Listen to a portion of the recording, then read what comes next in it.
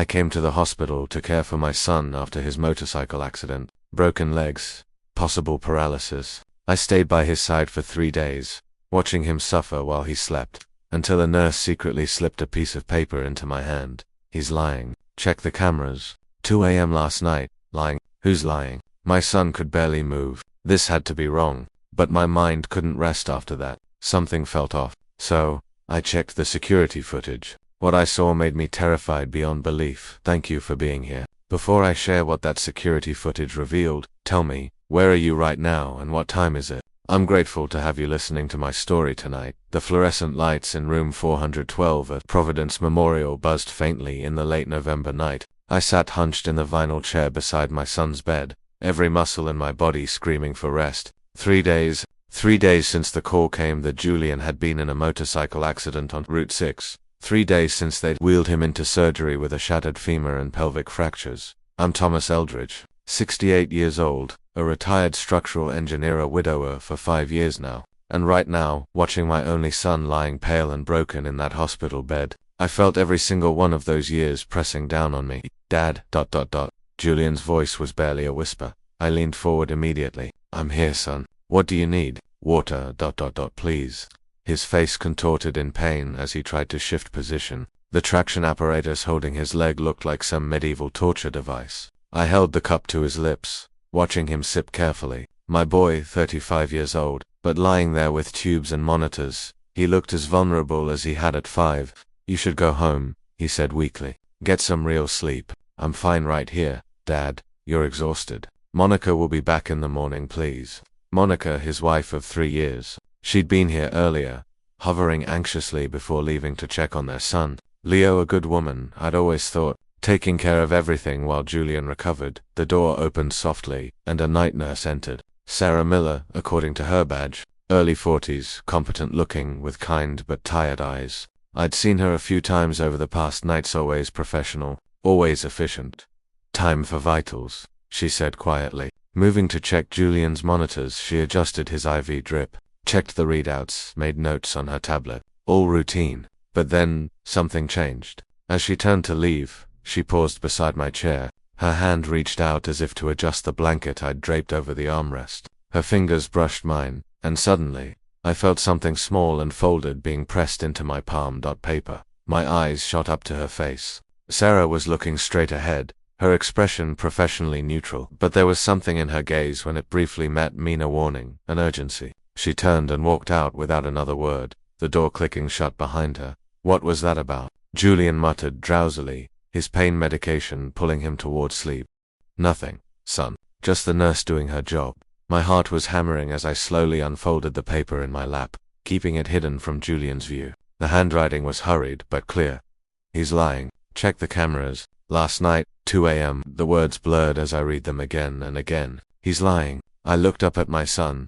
Julian's eyes were closed now, his breathing evening out into the rhythm of medicated sleep. His face was peaceful, vulnerable, my boy, whom I'd taught to ride a bike, who'd cried on my shoulder when his mother died, who'd called me first thing after Leo was born. He's lying. About what? The accident, his injuries. Why would a nurse, why would anyone warn me about my own son? My hands were shaking as I folded the note and slipped it into my pocket. The room suddenly felt colder, the antiseptic smell sharper, the beeping of monitors more insistent. 3 days I'd sat here, 3 days of watching him suffer, of holding his hand, of promising him everything would be okay. And now, this tiny piece of paper was telling me that none of it might be real. I stood up slowly, my knees protesting. The hallway outside was dimly lit and empty. Somewhere down the corridor, I could hear the quiet murmur of voices at the nurse's station. Check the cameras. Last night, 2 a.m. I didn't know what I'd find. But I knew one thing with absolute certainty. By morning, my world would never be the same. Dawn hadn't broken when I drove away from Providence Memorial, not toward home. I needed somewhere quiet to think, somewhere to decide whether I truly wanted the truth. The all-night diner on the corner was nearly empty. I slid into a corner booth, a cup of black coffee cooling before me, and unfolded the crumpled note. He's lying. Check the cameras. Last night, 2 a.m., Sarah's handwriting stared back at me. Every word a small betrayal. My son, my only child. The boy who, at 10 years old, had sworn with his hand over his heart, Dad, I'll never lie to you. Ever. Memories surfaced without warning. Julian angling his phone away whenever I entered the room. Monica mentioning, too casually, how much the estate must be worth now. The way he winced dramatically for visitors, yet seemed comfortable when it was just us. I had ignored it all, telling myself grief and exhaustion were making me paranoid, seeing shadows where none existed.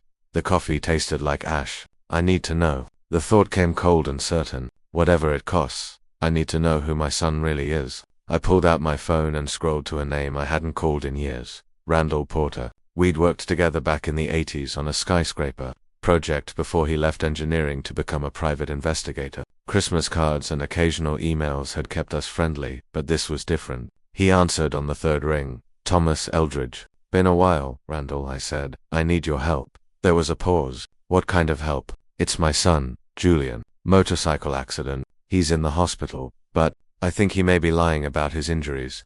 Silence. Then, that serious tone. Tom, what makes you think that?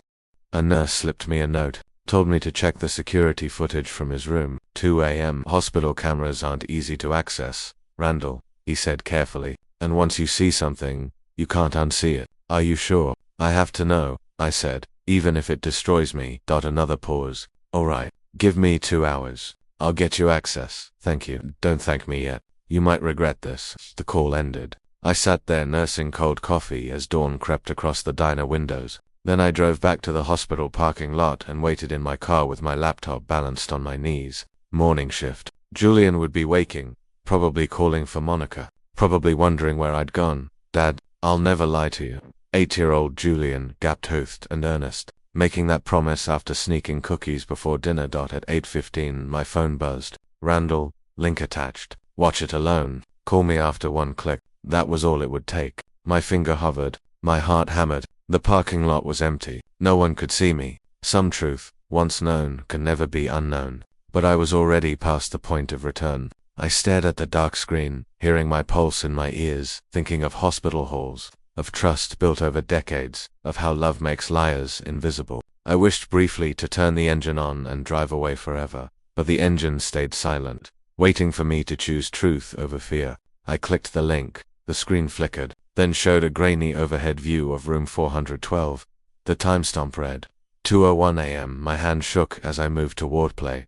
The screen flickered to life and my world began to collapse. A black and white overhead view of room 412. I watched myself on the screen hunched, exhausted, shuffling out of the room. Thomas Eldridge, still believing his son was in unbearable pain. A fool. The door closed. Silence filled the room for 3 minutes. Nothing happened. Julian lay still, the traction frame casting thin, skeletal shadows along the wall. Then, at 2:03, his eyes snapped open. Not slowly, not painfully, just open, sharp, alert. He turned his head left, then right, listening, making sure he was alone.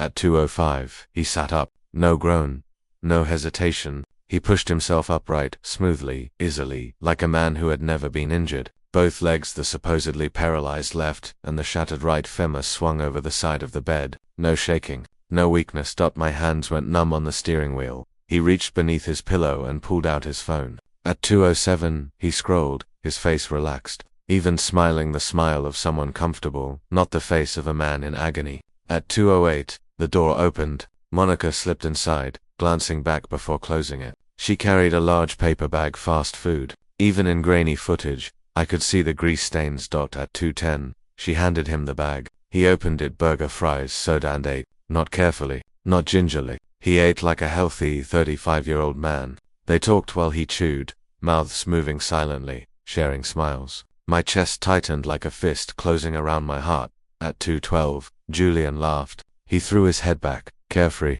Monica sat on the edge of the bed, the same bed I'd been terrified to touch, and they kept talking, easy, intimate, conspiratorial. At 2:15, he clapped her shoulder. She stood, gathering the trash, erasing the evidence. She leaned down, kissed his forehead, quick and efficient, and left. Julian lay back, tucked his phone under the pillow, pulled the blanket up, and closed his eyes. Within seconds, he looked exactly as he had before, broken, helpless, suffering, asleep. The video ended at 2:18 a.m.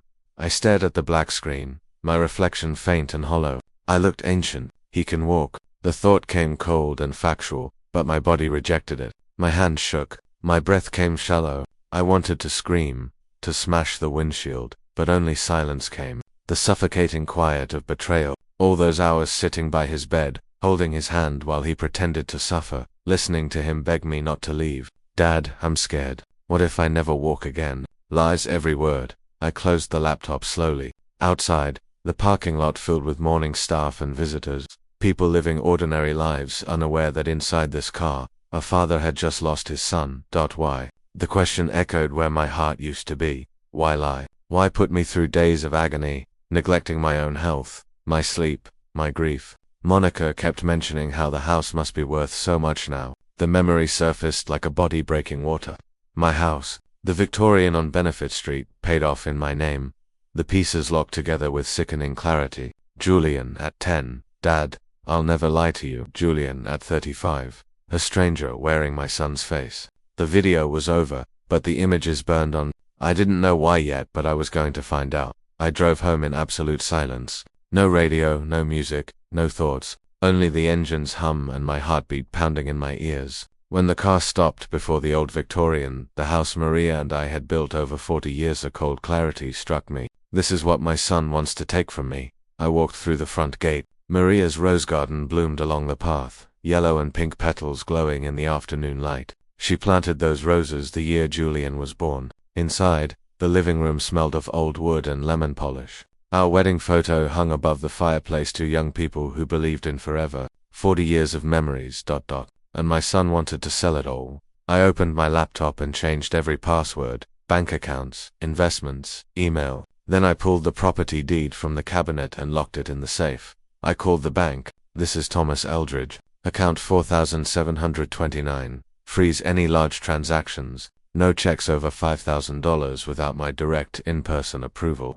The clerk hesitated. Mr. Eldridge, is everything all right? Just taking precautions.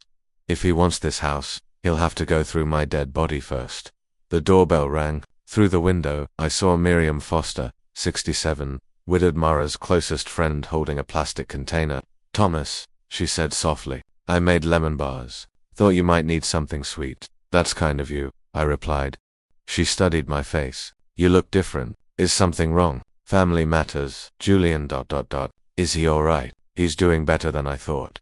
Something in my voice stopped her questions. If you need anything, she said gently, I'm next door. After she left, I stood alone in the hallway. The house felt heavier, soaked with decades of life. Maria's laughter, Julian's first steps, Christmas mornings ... Ordinary moments my son was willing to trade for cash. My phone rang. Randall. Tom. I dug deeper. It's worse than you think. I sat down. Tell me. Dr. Victor Harmon, Julian's surgeon, received $15,000 from an account tied to Julian, a bribe, and it was paid a week before the accident. My stomach dropped. They planned it. The accident, the injury ... everything.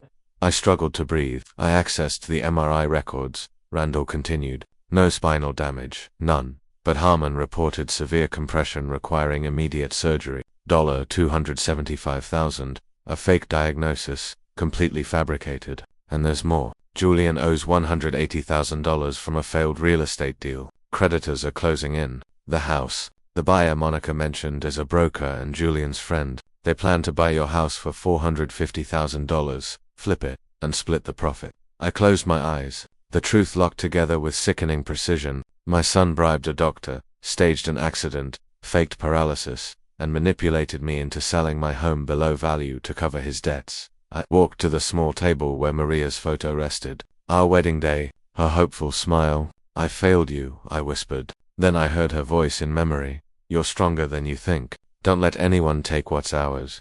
I won't, I said. I promised I'd never sell this house. I texted Randall, I know everything. They don't know I know. Tomorrow I'm going back to the hospital. His reply came instantly. What are you going to do? I stared at the screen, then typed, this time, I'll be the actor. The next morning, I stood before the bathroom mirror. The man staring back had tired eyes, but something in them had changed. The soft gaze of a trusting father was gone. In its place were the cold, clear eyes of a man betrayed. Today, I would act, just as my son had done for 3 days. I practiced a concerned smile, a weary voice. Of course I'm here, son. Where else would I be? Perfect. When I entered room 412, I wore the mask of a devoted father. Dad.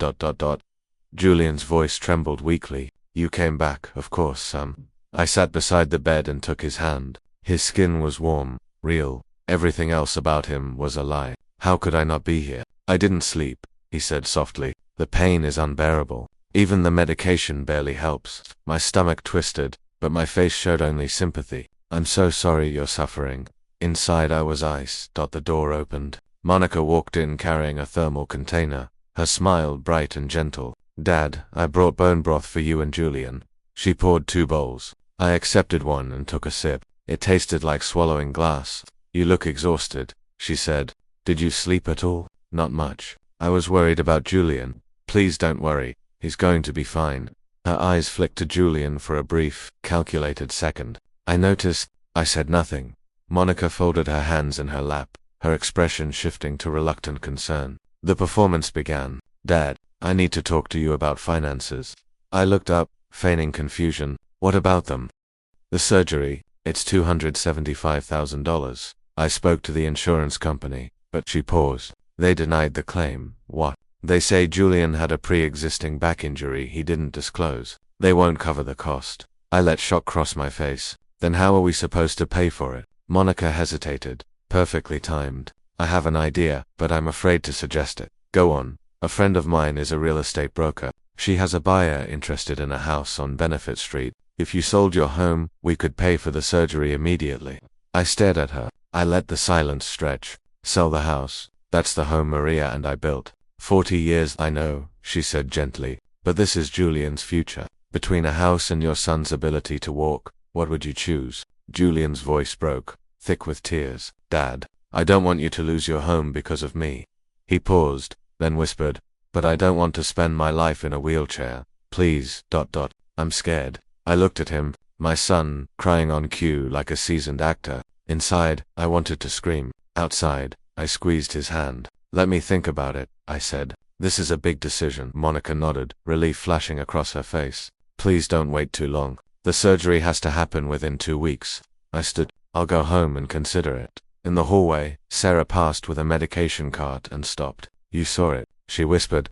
I nodded. I'm sorry, she said softly. Outside, my hand shook as I unlocked the car. 35 years, and he played me perfectly. I called Randall. Get the evidence ready. When I looked back at the hospital, very soon, the next 2 days passed like a slow-motion nightmare. Each morning I returned to the hospital and played the worried father. Julian and Monica kept pressing about the house, circling the subject like vultures, and I kept repeating the same words. Let me think about it. But inside I was preparing for something entirely different. Saturday evening I sat across from Randall in his office. Evidence covered his desk like a puzzle finally complete. The tablet sat ready, video queued. A bank transfer receipt showed $15,000 sent to Dr. Victor Harmon. 2 MRI scans lay side by side, the real one proving no spinal damage, and Harmon's falsified report claiming severe compression. Credit statements showed $180,000 in debt. And there was the contract from Monica's real estate friend offering $450,000 for a house worth $650,000.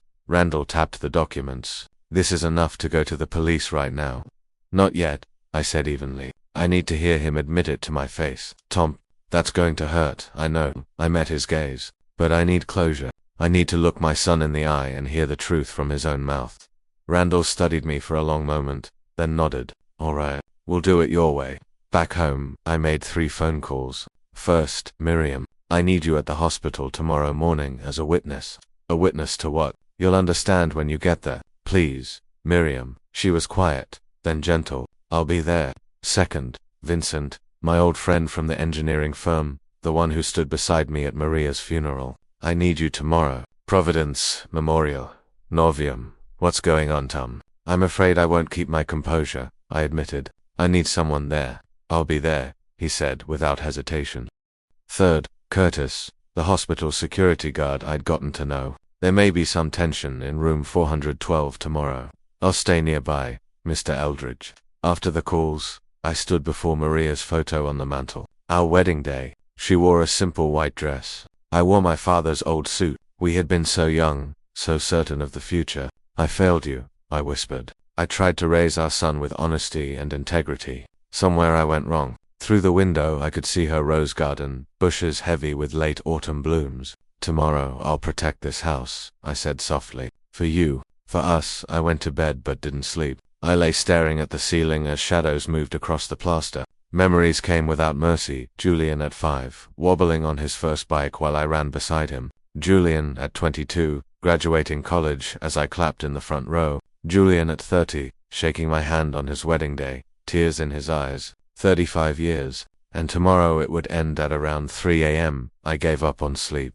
I made coffee and sat at the kitchen table, watching darkness slowly retreat. At 6 o'clock, I opened my closet. My hand passed everyday clothes and stopped on a black suit, the one I'd worn to Maria's funeral 5 years earlier. I dressed slowly, buttoned the jacket, straightened the collar. In the mirror, the man staring back was no longer a father, just a man protecting what was his. My phone buzzed. Randall, everything's ready. You're sure? I typed back, I'm sure. Outside, the November sun was rising, pale and distant. I locked the door, walked to the car, and drove away. There was no turning back now. The hospital hallway felt quieter than usual, or perhaps my ears had gone numb. Each step toward room 412 was like wading through concrete. Randall walked beside me, carrying a black folder stuffed with evidence. Miriam and Vincent waited near the door. At the far end of the hall, Curtis gave me a small nod. Everyone was ready. Only one question remained. Was I strong enough to finish this? I pushed the door open. Julian looked up from his bed and smiled.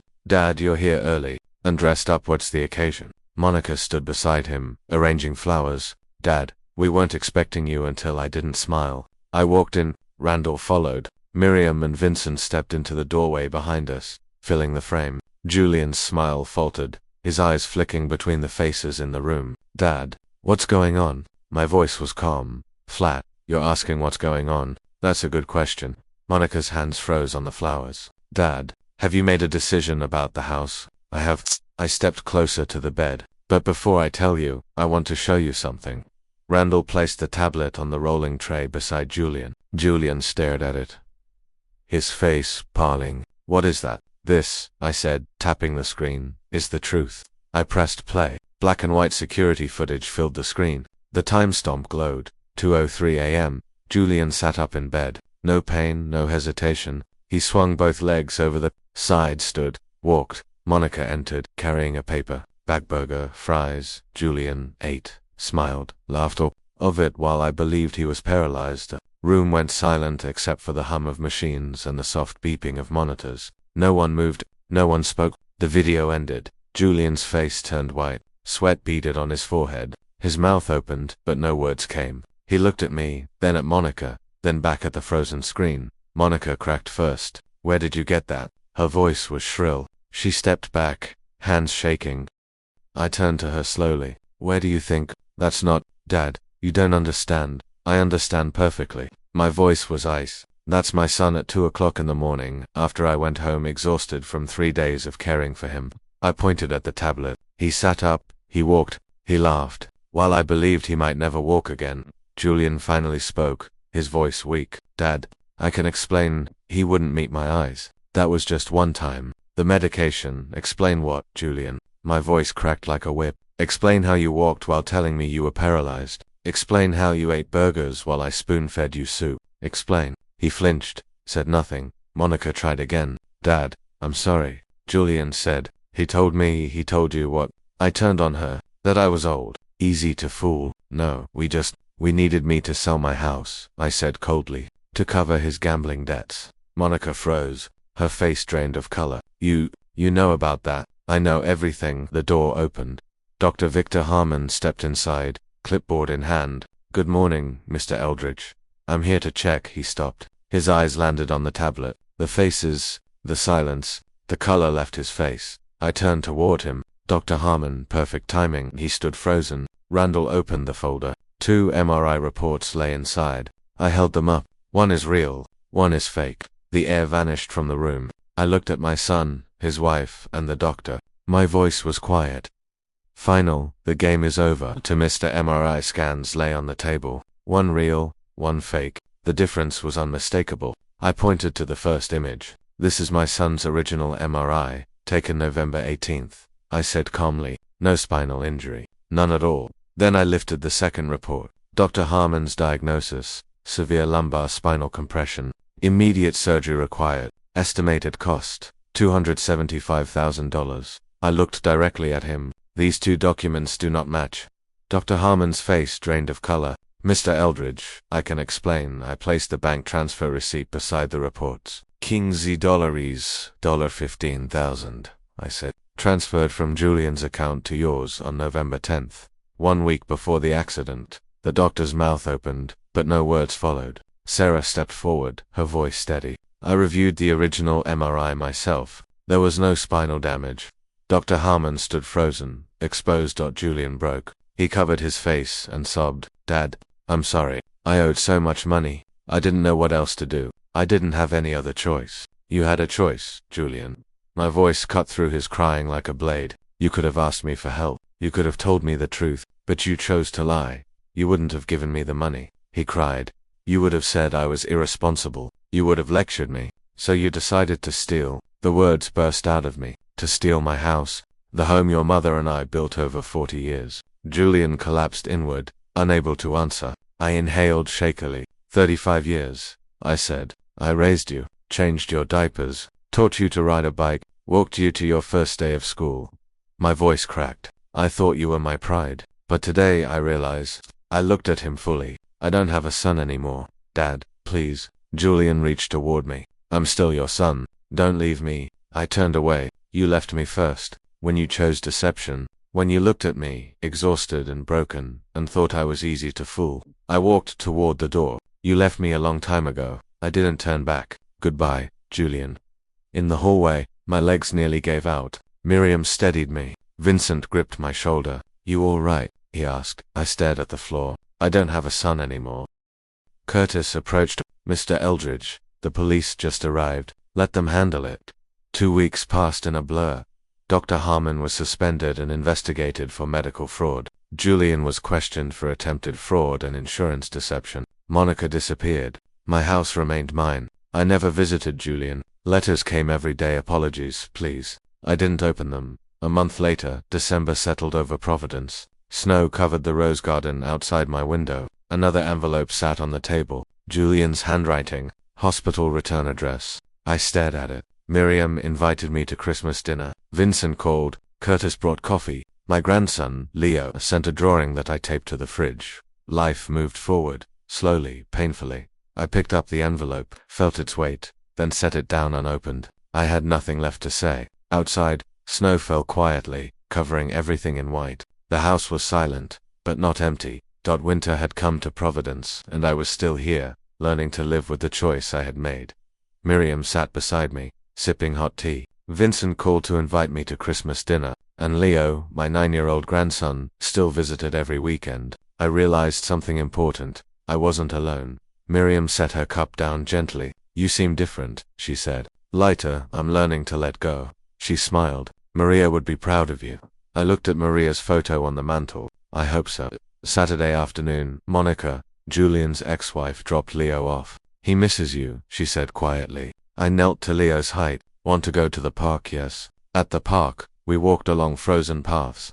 Leo kicked snow and looked up at me. Grandpa, do you still love Dad? I stopped. The question hung in the cold air. I'll always love the boy your father used to be, I said slowly. But I can't forgive the man he became. Do you understand? Leo nodded. I think so. Back home, I stood in the rose garden. The bushes were bare, covered in frost. Yet, at the edge, one red rose bloomed in winter. I smiled. Maria, do you see? Your roses still bloom, and I'm still here. People say family is everything. I learned that isn't always true. Sometimes family hurts you most. Sometimes love brings betrayal. I learned love doesn't require accepting abuse. Forgiveness isn't mandatory for peace. Self-respect matters more than blood. This house still stands, built by Maria and me. Her roses bloom every spring, and I chose myself. That doesn't make me selfish. It makes me human. If you face betrayal from someone you love, remember this. You don't have to choose between them and yourself. Sometimes protecting yourself is the greatest love. You aren't alone. People will stand beside you because of who you are. Medium, Vincent, Leo, they are my family now. Family isn't defined by DNA. It's defined by loyalty and kindness. A crash came from the hallway. Leo ran in, eyes wide. It's snowing harder. Can we build a snowman? I stood, smiling. Let's go, buddy. We bundled up and stepped outside. Snow swirled softly. Leo laughed and ran ahead. I looked back at the house. Warm light glowed from the windows. The rose garden lay under white snow. That single red rose still bloomed. My name is Thomas Eldridge. I'm 68 years old. I lost my wife 5 years ago. I lost my son, or the son I thought I had. But I did not lose myself. Love your family. Yes, but never at the cost of your dignity. I thank God every day for the people who stayed. Proof that family is built on love, not blood. If this story touched your heart, I'd love to hear from you. Have you ever had to choose between loyalty and self-respect? Please share your thoughts in the comments below. Subscribe to hear more stories of resilience. Thank you for listening. God bless you.